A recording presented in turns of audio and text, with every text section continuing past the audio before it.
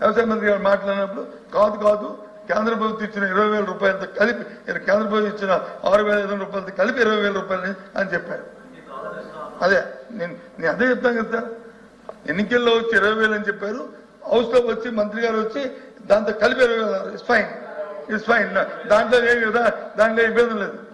అధ్యక్ష మంత్రి వాళ్ళు 2019 ఎలక్షన్ల ముందు మేము 12,500 ఇస్తామని చెప్పి వాళ్ళు ప్రతి దగ్గర వాళ్ళు చెప్పారు అధ్యక్ష. మేము అలా మోసం చేయలేదు అధ్యక్ష. ఎన్నికల ముందు స్పీచ్లు చూడండి, ఎన్నికల మేనిఫెస్టోలో చూడండి. కేంద్ర ప్రభుత్వం ఇచ్చినటువంటి 6,000తో ప్రతి ఒక్కరికి ఇస్తాం. ఎవరు పెద్ద మాటలు మాట్లాడతారు అధ్యక్ష. మోసం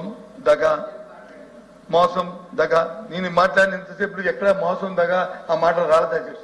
మోసం అనే పదం వచ్చినప్పుడు ఈ ప్రపంచానికి తెలుసు అధ్యక్ష.